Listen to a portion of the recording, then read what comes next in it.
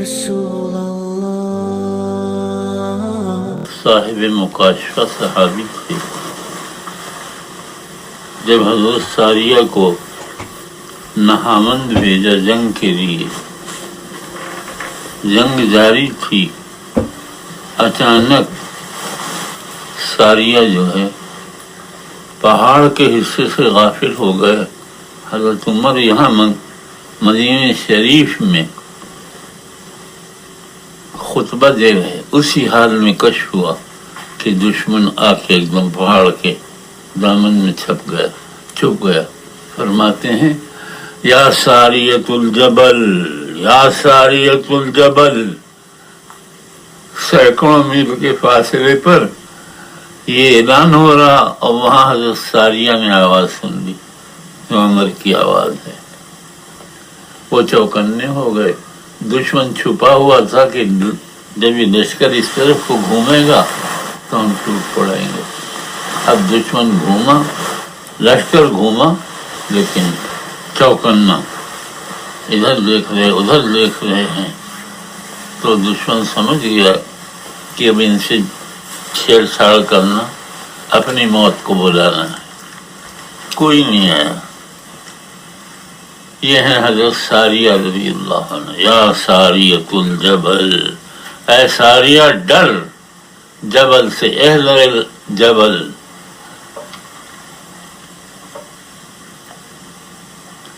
لوگ حضرت عمر کو یوں ہی سمجھتے ہیں،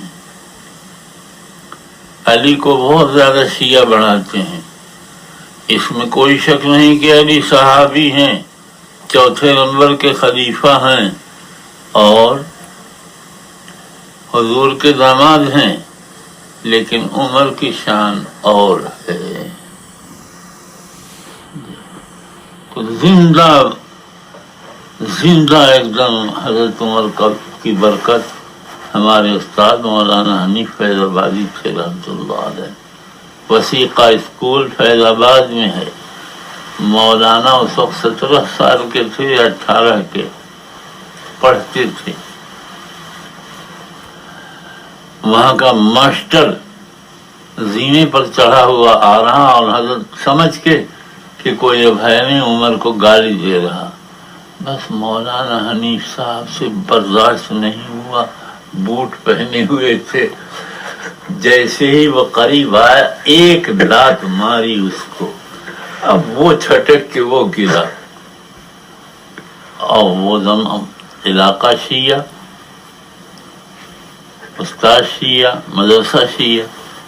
اس نے کلکٹر کے ہاں درخواست دی جو عیسائی تھا۔ اس وقت مسلمانوں بے انتہا اضطراب ہو گیا۔ ایک بزرگ تھے حضرت شاہ نیازان صاحب ان کے ہاں دوڑے ہوئے گئے کہ حضرت غضب ہو گیا ہے، اب کیا ہوگا؟ حضرت کچھ نہیں بولے، اللہ سے دعا کی ہوگی۔ مقدمہ گیا تو کلکٹر نے، یہ مولانا سے میں نے خود سنا ہے، میں ان کا شاگرد ہوں، پوچھا کہ تم نے کیوں مارا؟ کہ یہ حضرت عمر کو گالی دے رہا تھا جو ہمارے بزرگ ہیں۔ فوراً کلکٹر نے مقدمہ خارج کر دیا اور لکھ دیا اس بچے کو ماہانہ 5 روپیہ وظیفہ دیا جائے سرکار سے۔ گیا تھا تو جیل کرانے، اور بے عزت ہوا اور 5 روپے وظیفہ کے مقرر ہو گئے۔ جو عمر کی محبت اور وفاداری اس دنیا میں کام آئی اور اس کچہری میں ان کو کامیاب کر دیا، کیا مرنے کے بعد اللہ کی کچہری میں کام نہیں دے گی؟ بھی ضرور دے گی۔ یہ تھے عمر جو گئے مر، لیکن حضور نے فرمایا تھا اللہم ایّد الاسلام بعمر ابن الخطاب او عمر ابن ہشام۔ اے اللہ مسلمان کو اسلام کو ترقی دے، یا تو عمر کو اسلام کی توفیق دے دے، یا عمر ابن ہشام ابو جہل کو۔ دونوں ہی عزت والے تھے. اللہ نے حضرت عمر کے بارے میں قبول کیا، وہ مسلمان ہو گئے، اور پھر اسلام کو ایسی ترقی ہوئی. یہ سارا شام وغیرہ عمر کے زمانے میں فتح ہوا ہے. اچھا، میں تو صرف یہ سنا رہا کہ صحابہ کی شان بڑی ہے، ان کے اوپر تبصرہ نہیں چاہیے، بس اپنی زبان بند، یہی اچھا ہے.